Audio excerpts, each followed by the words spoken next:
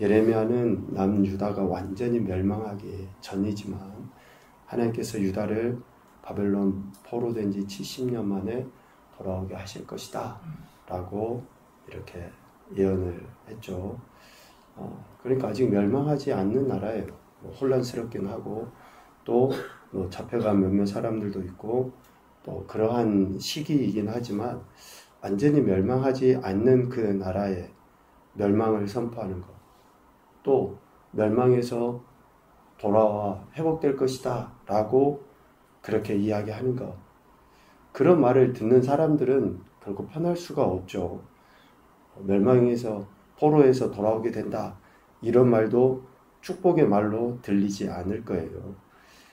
그럼에도 예레미야는 하나님의 심판의 말씀을 선포했는데 그럴 수밖에 없는 게 과거의 이스라엘, 과거의 유다, 그리고 현재의 유다를 보면 하나님께서 왜 자신에게 유다의 포로된 멸망을 이야기하게 하셨는가라는 것을 알게 되죠. 과거 이스라엘이 하나님 앞에 어떻게 행했고 지금 멸망 직전에 있는 유다가 하나님 앞에 어떠한 모습으로 살아가고 있는 것을 보면 왜 하나님이 멸망을, 포로됨을 이야기하실 수밖에 없는지를 예레미야는 아는 거죠.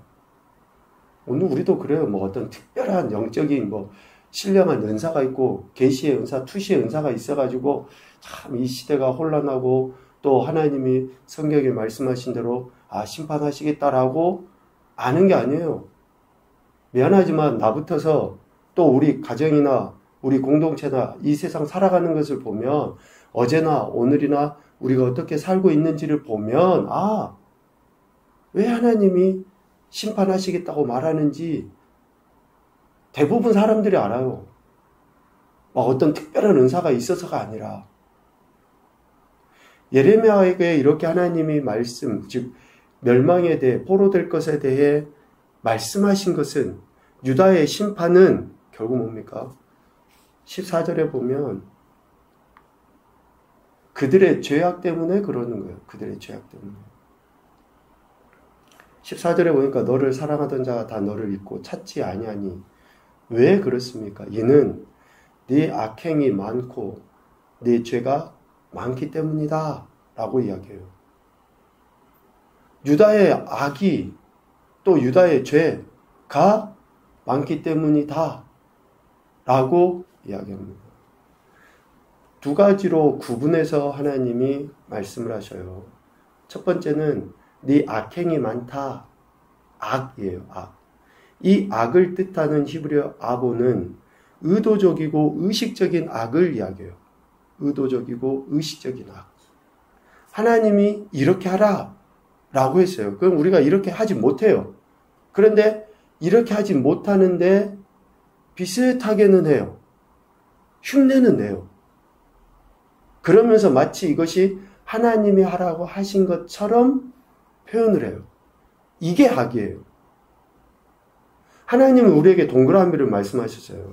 그런데 우리는 동그라미대로 하지 아니하고 팔각형이든지 십각형이든지 그런 비슷한 행태를 가지고 동그라미다라고 흉내를 내요. 이것이 악이에요. 악행. 의도적으로. 그래서 지금까지 하나님이 이스라엘 백성에게 가장 강력하게 책망하신 게 뭡니까? 하나님도 섬기고 우상도 섬기고. 저들에게 하나님을 섬기지 않았다라고 하나님 말씀하지 않으세요. 그걸로 책망하지 않으세요. 왜? 저들은 하나님을 섬겼거든요. 그런데 우상도 섬겨요.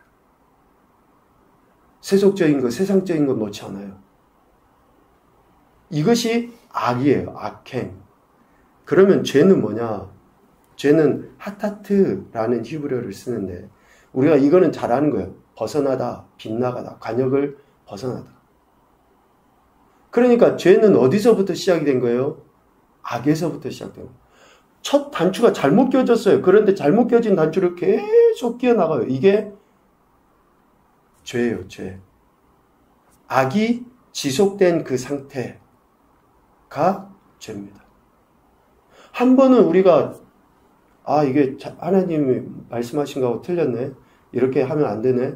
라고 깨닫고 다시 돌이키면 돼요. 즉 회개해서 하나님이 기대하시는 바로 돌이키면 돼요. 그런데 첫 단추가 잘못 껴졌는데 끝까지 그것을 행해 나가는, 그래서 완전히 관역에서 벗어난, 지속적으로 벗어난 행태가 죄인 거예요. 아니 어찌 우리가 하나님 말씀대로 처음부터 다 잘하고 또 완벽하게 할 수 있어요? 못합니다, 우리는. 그래서 악을 저지를 수밖에 없어요. 그런데 악을 저지르는 우리가 그것이 죄로 나가지 않아야 되거든요. 하나님은 그래서 회개하라고 이야기하셨고, 예배를 통해서, 말씀을 통해서, 기도를 통해서, 성령을 통해서 특별히 믿는 우리들이 그렇게 죄 가운데 빠지지 않도록 하나님은 지속적으로 이야기하셔요. 부모를 통해서도, 목회자를 통해서든지, 믿는 사람을 통해서든지 계속 우리에게 깨달음을 주셔서 죄 가운데 거하지 않도록 하시는데 듣질 않아요. 계속 자기 생각만 해요. 자기 고집만 피우고, 이것이 의식적으로, 의도적으로 그렇게 행하는 거예요. 그래서 유다의 이러한 악은 의도적으로 하나님이 아닌 이방 나라를 의지하는 것으로 드러났거든요. 그 이방 나라를 의지하고, 의도적으로 의지하고 그들을 따랐던 그 죄, 계속적으로 그렇게 해갔잖아요. 그런 악과 죄의 행태로 인해서 특별히 유다는 애굽과 에돔을 의지했었거든요. 근데 애굽이 어떤 나라입니까? 지금 유다 자신들의 조상들의 역사로부터 보면 어떤 나라냐고. 그런데 그 나라를 의지해요. 하나님이 아니에요. 에돔이 어떤 곳이에요? 자신의 동족이긴 하지만 그렇게 처음부터 자신들을 괴롭혔던 그 나라를 의지해요. 어른들이 참 먹고 죽을래도 돈이 없다. 그런데 정말 돈으로 인해서 고통당하고 힘들어하지만 결국은 어때요? 돈을 의지해요. 돈이면 다 될 것처럼. 세상에서 사람들이 또 명예 가진 사람, 뭐 이렇게 불법을 저지른 사람들을 통해서 피해를 다 봤음에도 불구하고 내 자식이 그렇게 됐으면 좋겠다. 그런 위치에 갔으면 좋겠다. 그러면서 하는 말이, 나는 돈이 많아도 저들처럼 안 해. 우리 자식은 출세해도 저들처럼은 안 해. 미안하지만 여러분, 똑같아요. 저들이나 우리나 뭐 다를 것 같아요. 돈 가지고 명예 가지고 막 권력이 있으면 우리는 되게 엄청나게 막 저들처럼 안 할 것 같고 잘할 것 같고 그럴 것 같아서 우리는 막 그런 걸 구합니까? 여러분, 그렇지 않아요. 그런데 지금 유다는 이런 악과 죄가 하나님이 아닌 이방 나라를 의지하면서 의도적으로 그렇게 하나님을 멀리하고 있는 이러한 죄의, 이런 악과 죄의 결과는 하나님의 징계로 나타나는데, 그 징계는 오늘 14절에 보면 사랑하던 자가 다 너를 잊고 찾지 아니하게 된다라고 이야기해요. 그들이 의지했던 자, 그들이 사랑했던 자, 자신들의 도움이 될 것이라고 했던, 자신에게 힘과 위로가 될 것이라고 했던 그들이 오히려 유다를 잊어버리고 찾지 아니한다. 실질적으로 애굽은 여러 차례에 걸쳐서 유다가 바벨론에 대항할 것, 반역할 것을 계속 부추겼거든요. 애굽이 계속적으로 그랬어요. 유다를 도와줄게. 우리가 바벨론 치자. 좀만 견뎌보라. 우리가 힘을 모아서 바벨론 없애버리자. 계속 그렇게 이야기했어요. 그런데 정작 588년에 바벨론이 예루살렘을 포위했을 때 좀 힘을 모아주는 것 같다가 뒤로 빠져버려요. 배신해버려요. 부추겨 놓고 애굽이 그래 해보자. 우리가 같이 하면 저것들 이길 수 있어. 당대의 가장 강력한 바벨론을 우리가 해볼 수 있어 라고 부추겨 놓고 진짜로 예루살렘을 포위해버리니까 애굽이 어때요? 나몰라라고 도망가버려요. 배신은 가장 가까이 있는 데서부터 나와요. 배신은. 미안하지만 친하게 지냈던, 간쓸게 다 빼주고 했던, 그래서 원수는 집안에 있다라고 이야기했잖아요. 가장 가까이 있는 사람이 진짜 배신하게 돼 있어요. 그러니까 사람 믿을 건 못 되고, 또 내 형편 저 사람이 알아준다고 해서 뭐 그냥 간섭게 다 빼놓고 희희낙낙 거릴 수도 없어요. 여러분, 사람을 어떻게 믿습니까? 이렇게 유다는 하나님이 아닌, 그런데 이러한 유다의 모습을 보고 뭐라고 이야기하냐면, 그런 유다의 악과 죄가 고질병이라는 거예요. 12절 13절에 보면 고칠 수 없고 그 상태는 중하다. 약도 없고 처방도 없다는 거예요. 참 불쌍하기 그지없어요. 불쌍하기 그지없어요. 빨래를 오랫동안 안 해서 때가 묻어있는 것이 오래되잖아요. 그럼 잘 지워지지도 않는다 그러잖아요. 그거 똑같아요. 우리가 악을 안 지을 수 없어요. 악을 행하게 돼 있어요. 그런데 그때그때마다 회개해야 돼요. 그때그때마다. 그게 고착돼 버리잖아요. 그러면 그게 악인지를 몰라. 이제 이게 진짜 심각한 거예요. 지금 내가 하는 행태가 악인지를 모르는 거예요. 이게 죄의 길을 계속 가고 있는지를 모르는 거예요. 고칠 수도 없고 그 상태가 중한 거예요. 약도 없고 처방도 없는 거예요. 그래서 하나님은 결국 그들에게 잔인한 징계를 내리시는 거예요. 잔인한 징계라고 분명하게 14절 말미에 잔인한 징계. 그 상처 때문에, 그 잔인한 징계 때문에 15절에 하나님께 부르짖죠. 잔인한 징계, 잡아먹힌다, 사로잡혀간다 라는 거죠. 철저하게 포로가 되게 하시는 거예요. 그런데 이러한 그 잔인한 징계, 상처, 15절 말씀을 다시 한번 봐보십시오. 너는 어찌하여 내 상처 때문에, 잔인한 징계, 포로됨 때문에 부르짖느냐. 네 고통이 심하도다. 네 악행이 많고 네 죄가 허다함으로 15절에 이야기하죠. 다시 내가 이 일을 너에게 행하였다. 잔인한 징계로 인해 상처를 낫게 해달라고 기도할 것이 아니라 하나님을 의지하지 않았던 악과 죄를 회개해야 되는 거예요. 지금 하나님 14절 15절에 분명하게 그들의 악행이 많고 죄가 많다라고 이야기하시면서 지금 우리는 지금 내가 처한 이 문제, 표면적으로 드러난 이 문제를 하나님 고쳐주세요. 해결해 주세요. 이것이 우선이 아니라는 거예요.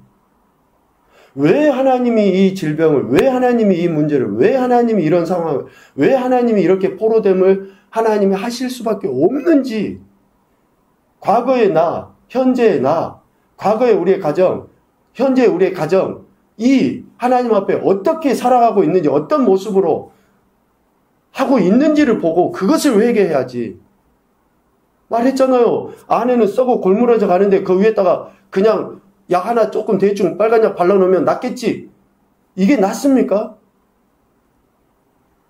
이게 낫냐고요.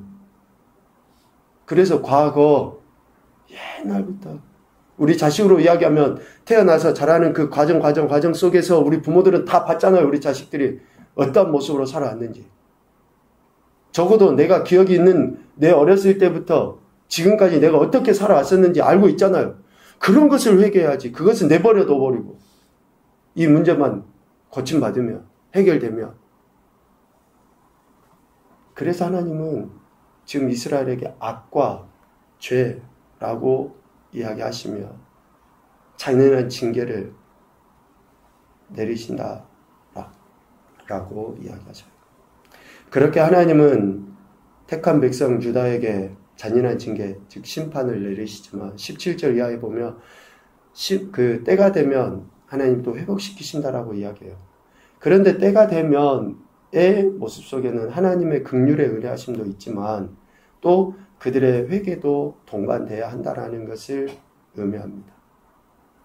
때가 되면 하나님은 회복시키셔요. 17절 상처로부터 새살이 돋아나게 하여 고쳐주실 것이고 18절 전반부에 야곱 장막의 포로들을 돌아오게 할 것이고 그 거처들의 사랑을 베풀 것이고 하반절에 성읍을 폐허가 된 언덕 위에 건축하시고 규정에 따라 사람이 살게 하신 그런 은혜를 베풀어 주셔요. 결국 하나님의 회복해 하심은 유다로 말미암아 다시금 번성하게 하시고 존귀하게 하셔서 그들에게 감사하는 소리가 나오고 즐거워하는 소리가 나오게 하신다라고 19절에 이야기합니다. 그래서 유다가 예전과 같이 하나님 앞에 굳게 서게 될 것이다 라고 20절에 이야기하는 거예요. 이러한 일은 어떻게 일어납니까? 21절 하나님이 세우신 영도자 유다 가운데에 있는 그 한 사람을 택하셔서 영도자 통치자를 통해서 하나님이 이루실 것이다 라고 이야기해요. 궁극적으로는 예수 그리스도이시겠지만 믿음의 한 사람을 통해서 하나님은 다시금 이러한 유다의 회복을 약속하고 계신 거예요. 그리고 그의 인도로 말미암아서 유다는 진정한 하나님의 백성이 되고 하나님은 그들의 하나님이 되실 것이다 라고 22절에 말씀하고 계십니다. 여러분, 우리는 하나님 앞에 악과 죄에 있는 모습으로 살아갈 수밖에 없어요. 그래서 지금 이 순간 회개하고 지금 이 순간 하나님의 은혜를 구하며 살아가야 하는 것이죠. 하나님은 하나님의 마음에 뜻한 바 24절 말씀 참 중요한 이야기입니다. 하나님은 마음에 뜻한 바를 행하여 이루기까지는 돌이키지 아니하시는 분이라고 분명하게 이야기해요. 그러므로 택함 받은 백성은 범사의 하나님만을 의지하고 그 말씀에 순종하며 하나님의 하나님 되심을 드러내야 돼요. 이것이 진짜 살 길이에요. 살 길. 지금 내 상황이나 환경, 문제 이거하고는 전혀 관계가 없어요. 하나님은 그렇게 일을 행하셔요. 그래서 우리는 하나님 말씀에 듣고 순종하는 것밖에 없어요. 제발 부탁입니다, 여러분. 그 말씀을 들어야죠. 아니, 들어야지 살죠. 그래서 내가 하나님 앞에 어떤 모습으로 또 내가 하나님 앞에 어떤 행태로 살아가고 있는가라는 것을 늘 점검해야 되는 거예요. 첫 번째 교훈입니다. 징계받음은 우리의 악과 죄의 결과임을 겸손하게 받아들여야 돼요. 징계받음은, 그것도 잔인한 징계를 받음은 우리의 악과 죄의 결과예요. 겸손하게 받아들여야 돼요. 어떤 분이 저한테 그러시더라고요. 주목사가 수막종 이렇게 걸린 것도 하나님 앞에 회개해야 되는 것이 있어서 그런 건지 모르니까 회개해라고. 아멘 했습니다. 하나님 앞에 불충한 게 왜 없겠어요? 다 그런 거죠. 회개해야죠. 지금 우리에게 주어진 그 어떤 것도 하나님은 의미 없이 주신 게 아니거든요. 그래서 회개하고 또 하나님의 은혜를 구하는 거죠. 두 번째, 의도적으로 하나님을 거역하는 악이 지속적인 죄로 드러나지 않도록 즉각 회개하자. 즉각 회개하죠. 지금 내가 하나님 앞에 바른 예배자로 살아가고 있는지, 내가 하나님의 그 말씀에 온전한 태도를 보이고 있는지, 나의 문제도 그렇죠. 우리 자식의 문제도 마찬가지입니다. 똑같아요. 그래서 우리는 늘 하나님 앞에 우리의 연약한 모습을 보면서 회개해야 되는 거고, 그 회개를 통해 하나님은 선을 이루셔요. 주일날 이야기했잖아요. 궁극은 사랑이에요. 사랑. 선을 이루시기 위해서 이런 모든 것들을 우리에게 주신 것이고, 받아들여서 순종하는 자들은 복입니다. 복. 마지막으로 하나님은 마음에 품으신 바를 반드시 시행하시는 분임을 잊지 말자. 그래서 오늘도 우리는 하나님을 의지하고 신뢰할 수 있는 것입니다. 이렇게 하나님의 그 선하신 뜻 안에서 하나님의 예배하신 은혜들을 받아 누리는 그런 백성이 될 수 있도록 하나님 앞에 회개하시고 은혜를 구하시며 오늘 한 날도 영적으로 승리하는 겨우 복된 날이 되시기를 주님의 이름으로 축복합니다. 아멘.